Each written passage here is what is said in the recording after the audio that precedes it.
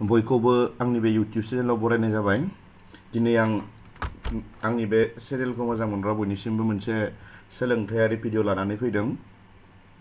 बेयाव आं दिनै सावरायनो लादों फैगौ 2023 मायथाइयाव जानो गोनां HSLC आनजादनि थाखाय गोनांथार नायनि फिननायफोर। बे भिडिअखौ आं दिनैनिफ्रायसो जागायदों। बे भिडिअ 1। बे भिडिअ 1 आव दिनै आङो गिबियावनो सावरायनो लादों समाज बिगियाननि माखासे HSLC आनजादनि थाखाय गोनांथार सोंनायनि फिननायफोर। बेयाव आं सावरायग्रोनो लादों बेनिनो गिबि खोन्दो जारिमिन आयदानिफ्राय। बेनो जाबाय बंग बोखावनाय आरो गाव हादोरारि सोमावसारनाय। नैबे जाबाय सेबाया होनाय 2023 मायथाइयाव HSLC आनजादाव बबे आयदानिफ्राय बेसेबां नाम्बार आरो बेसेबां नाम्बारनि सोंथिफोर सोंनाय जागोन बेनि सोमोन्दै मोनसे ब्लुप्रिन्ट। बेनिनो बे बंग बोखावनाय आरो गाव हादोरारि सोमावसारनायनिफ्राय बेवहाय गासै से नाम्बारनि मोननै सोंनाय थागोन आरो 4 नाम्बारनि मोनसे सोंनाय थागोन। गासै नाम्बारा थागोन 6 आरो जारिमिन आयदायाव गासै 35। आरो बे ब्लुप्रिन्टखौ मोजाङै नायोब्ला नुनो मोनगोन दि नैबेयाव दङ MCQ एबा भेरि सर्ट एन्सार टाइपनि सोंनाया गासै ससियेल साइन्सआव गासैहाय समाज बिगियान आयदायाव गासै 40टा फैगोन। थामहिनबा से नाम्बारनि सोंनायानो गासै 40टा फैगोन। बेनिखायनो आं बे भिडिअआव एबा उनावबो होनो गोनां भिडिअफोराव जुनियै आङो गिबियावनो 1 नाम्बारनि सोंनायनि फिननायफोरनि थाखाय एबा जोबोद गुसुं सोंनायनि फिननायफोरखौ सावरायग्रोनो लागोन। उनावहाय सम जायोब्ला आं गोलाव सोंनायफोरनि फिननायफोरखौ सावरायनो आखायाव लागोन। बेनिखायनो आं दिनै बे भिडिअआव 1 नाम्बारनि सोंनायनि फिननायनिफ्राय जागायनो आखायाव लाबाय। दा बेनिनो गिबि सोंथिया जाहैबाय बंग बोखावनाया सोरनि खुंथाय समाव जादोंमोन? दे गोसोखांलाय, नोंसोरथ' दासिम बुंनो थाङोब्ला बोसोरसेफ्राम फरायबायानो। बेनि एन्सारा जाहैबाय बंग बोखावनाया लर्ड नेथानियेल कार्जननि खुंथाय समाव जादोंमोन। लर्ड नेथानियेल कार्जननि खुंथाय समाव जादोंमोन। मोजाङै नायलां। जाय मुखास्थ' हागौ बिसोरनि थाखाय रिभिजनाव खामानि होगोन बेयो। जाय आरो बेबायदि गुसुं सोंनायनि फिननायखौ फरायाखैमोन बैसोरो गोसो होनानै गोसोआव लाखिलांनो नाजा। दा नेक्स्ट सोंनाया जाहैबाय पुर्ब बंगखौ, बे पुर्ब माने मा? सानजा। बबेबा सानजाबो होननाय दं दै। बेनिखायनो गोसोआव लाखि पुर्ब बंगखौ एबा सानजा बंगखौ आसामजों दाजाबदेरनानै लर्ड कार्जनआ मा हादरसा दादोंमोन एबा दानो नागिरदों? बेनि एन्सारा जाबाय पुर्ब बंगखौ आसामजों दाजाबदेरनानै लर्ड कार्जनआ पुर्ब बंग आरो आसाम हादरसा दादोंमोन। नेक्स्ट सोंनाया जाहैबाय इंलेन्डनि सरकारा सामलायगिरि आयेनखौ माब्ला बाहायदोंमोन? बिनि एन्सारा जाबाय इंलेन्डनि सरकारा सामलायगिरि आयेनखौ 1773 ख्रीष्टाब्दआव बाहायदोंमोन। सामलायगिरि आयेनखौ इंराजियाव मा बुङो? रेगुलेटिं एक्ट। मा आयेन बाहायनानै बंग प्रेसिडेन्सिनि गभर्नर बिबानखौ गभर्नर जेनेरेल बिबानाव जौगाखांहोदोंमोन?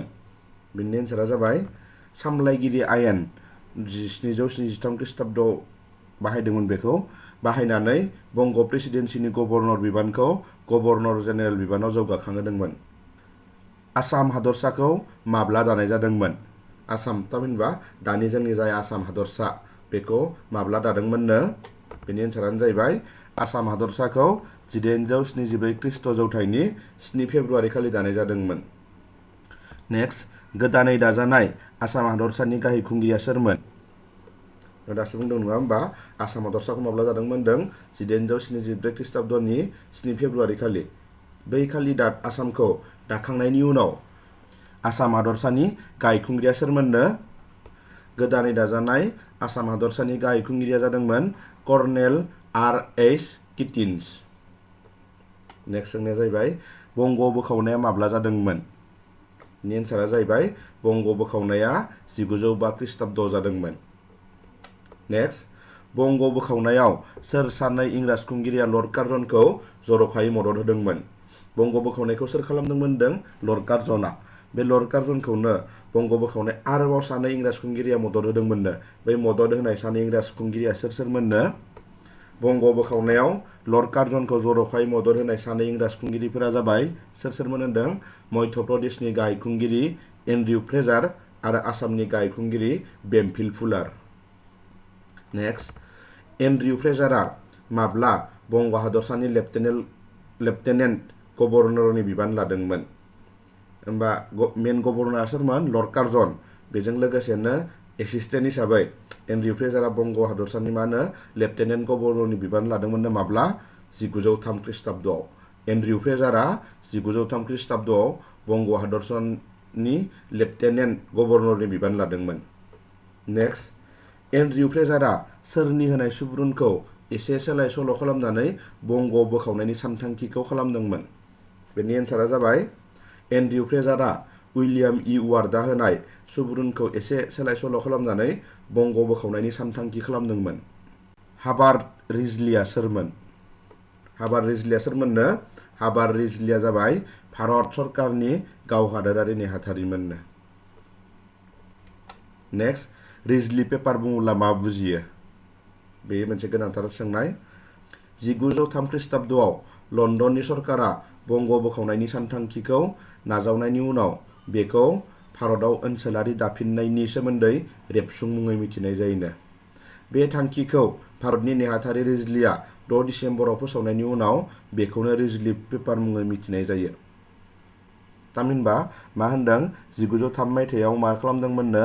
बंग' बोखावनायनि जाय हाबाफारिफोर लर्ड कार्जन मोना लादोंमोन, बै हाबाफारिफोरखौनो एबा बै सानथांखिखौ, बै मावथांखिफोरखौनो लन्दननि सरकारा बोजबनानै लायो एबा एक्सेप्ट खालामो। बे एक्सेप्ट खालामनायनि उनाव मा होनो? बे एक्सेप्ट खालामनाय बै सानथांखिखौ मोनसे नाम होयोनो। बै नामानो मामोननो? भारतआव ओनसोलारि दाफिननायनि सोमोन्दै रेबसुं। आरो बै रेबसुंखौनो भारतआव लाबोनानै एबा भारतआव दैथायहरनानै भारतआव सोर फोसावदोंमोननो बेखौ? हाबार्ड रिजलिआ 6 डिसेम्बराव फोसावनानै होयो बयनोबो। हाबार्ड रिजलिआ फोसावनायनि थाखायनो बै रेबसुंखौनो मा बुङोनो? माने बंग'खौ बोखावनानै भारतआव मोनसे गोदान दाफिननायनि मोनसे रेबसुं जाय बुंदोंना, बेखौनो मा बुङो होनबा? रिजलि पेपार होनना मिथिनाय जायो। नेक्स्ट, भारतआव ओनसोलारि दाफिननायनि सोमोन्दै रेबसुंखौ सोर आरो माब्ला फोसावदोंमोन? दासोल' मोनखाबाय नङा होमबा? भारतआव ओनसोलारि दाफिननायनि सोमोन्दै रेबसुंखौ हाबार्ड रिजलिआ 1903 ख्रीष्टाब्दनि 6 डिसेम्बराव फोसावदोंमोन। नेक्स्ट सोंनाया जाबाय बंग' बोखावनाय बुङोब्ला मा बुजियो? आं बेखौनो बोखावनायखौनो माब्लाबा माब्लाबा सिफायनायबो होननानै लिरो, बेनिखायनो आं बेखौ ब्रेकेटआव होनानै दोनदों।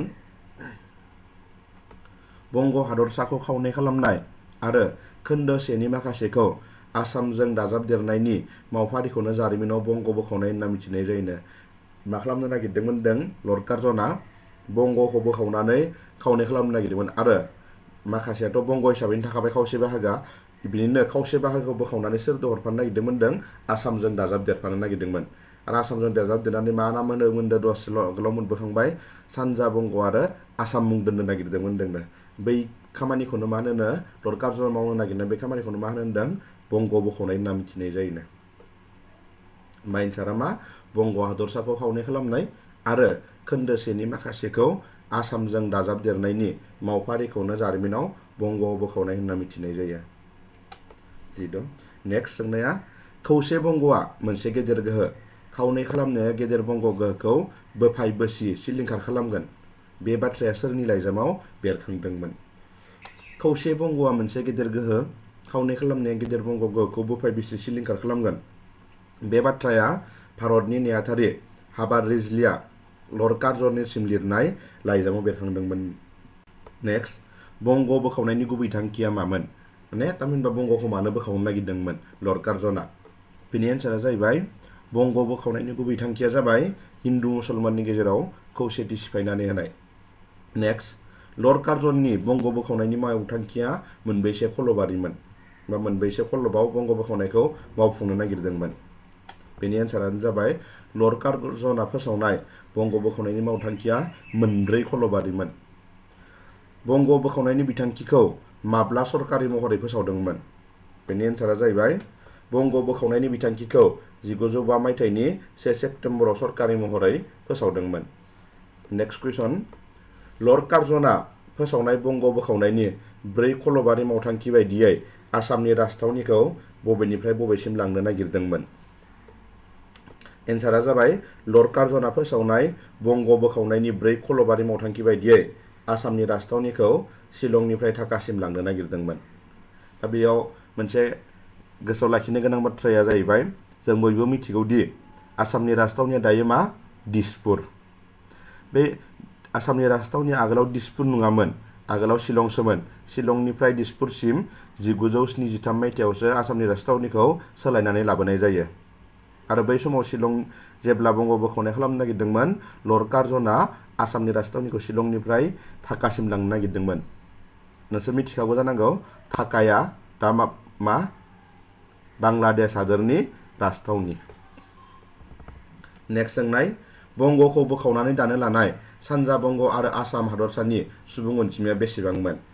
बेनि फिननाया जाबाय बंगखौ बोखावनानै दानो लानाय सानजा बंग आरो आसाम हादरसानि सुबुं अनजिमाया 3,10 लाखमोन। नेक्स्ट सोंनाय, बंगखौ बोखावनायनि उनाव गोदान बंग हादरसानि सुबुं अनजिमाया बेसेबांमोन? गोनो गोथो जानो नाङा, बंगआ हारसिंनो हादरसाखामोन।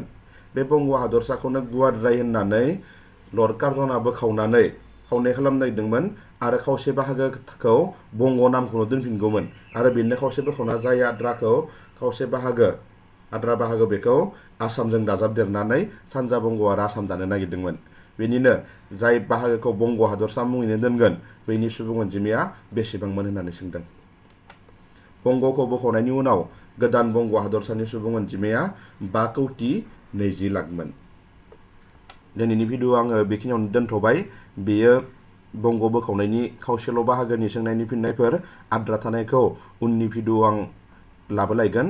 बेनिखायनो आंनि बे भिडिअखौ मोजां मोनदोंब्ला नोंथांमोना आंनि बे इउटिउब चेनेलखौ साबस्क्राइब खालाम, भिडिअफोरखौ लाइक खालाम आरो शेयार खालाम। गोजोन्थों।